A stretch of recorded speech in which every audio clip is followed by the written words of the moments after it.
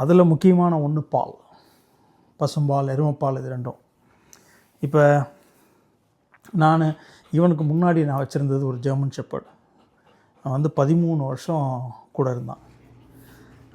13 வருஷம் இருந்து போன வருஷம்தான் உடம்பு சரியில்லாமல், திடீர்னு உடம்பு சரியில்லாமல் இறந்துட்டான். டேவன் ஸ்டே எந்திரா பா. சார், இதுக்கு முன்னாடி நான் அந்த ஜெர்மன் ஷெப்பர்ட் வளர்க்கும்போது, பப்பியாக இருக்கும்போது, நான் ஃபஸ்ட் டைம் வெட்டினரின்ட்டு கூப்பிட்டு போகும்போது, நம்ம ஊரில் எல்லாருமே பால் கொடுப்போம், ரைஸ் கொடுப்போம், எல்லாமே கொடுப்போம்ல. அது மாதிரி நான் டாகை வந்து கூட்டிகிட்டு போய் வெட்டினரின்ட்ட கேட்கும்போது, பால் கொடுக்கலாமா அப்படின்னு கேட்டோன்னே அவர் என்கிட்ட கேட்ட கேள்வி, நாய் பால் கிடைக்குமா, டாக் மில்க் கிடைக்குமா, கண்ணப்படுறேன். அப்போ அவனுக்கு வந்து 8 வார குட்டி. அப்போ 8 வார குட்டியாக இருக்கும்போது, எங்கே போகிறேன், இவனை விட்டுட்டு வந்து பேசலாம், இவன் வந்து பாத்ரூம் போகணுன்னு நினைக்கிறேன். ஸோ அந்த டாக்டர் என்கிட்ட சொன்னது, வெட்டினரின் டாக்டர் என்கிட்ட சொன்னது, டாக் மில்க் கிடைக்குமா, இல்லைன்னா சாதாரண மில்க் கொடுக்காதீங்க, ஏன்னா லாக்டோஸ் இன்டாலரன்ஸ் அப்படின்னு ஒன்று இருக்குது. லாக்டோஸ்ன்ற ஒரு என்சைம் வந்து பாலில் இருக்கும். அது வந்து பசும்பால்லையும் இருக்கும், எருமைப்பால்லையும் இருக்கும். அதை கொடுக்கும்போது அதுக்கும் அதே மாதிரி டயரியா, அதுவும் குட்டிகளுக்கு வந்து சடனாக, இப்போ நீங்கள் யோசிச்சு பாருங்கள், ஒரு தாய்ப்பாலில் இருந்து டக்குன்னு பசும்பாலுக்கோ எருமைப்பாலுக்கோ மாற்றுறீங்க. சில டாக்ஸுக்கு லாக்டோஸ் இன்டாலரன்ஸ்ன்றது நேச்சுரலாகவே இருக்கும். ஏன் மனுஷங்களுக்கே லாக்டோஸ் இன்டாலரன்ஸ்னு ஒன்று இருக்குது. அப்போ அவங்க லாக்டோஸ் இல்லாத பாலை குடிப்பாங்க.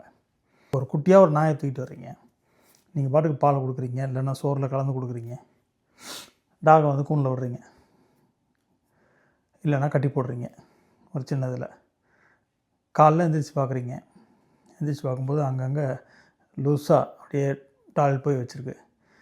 நீங்கள் 10 தடவை வெளியில் தூக்கிட்டு போக வேண்டியிருக்கு, இல்லைன்னா அடிக்கடி க்ளீன் பண்ண வேண்டியிருக்கு. உங்களுக்கு எப்படி இருக்கும்?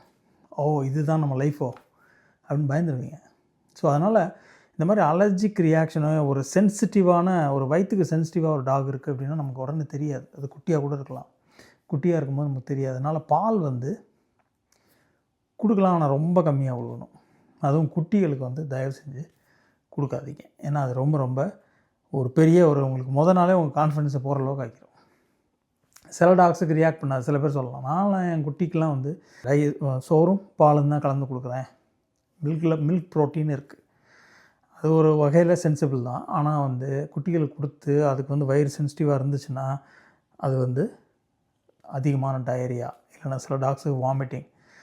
அதனால் பால் வந்து கொடுக்கறது அவ்வளோ அட்வைசபிள் கிடையாது.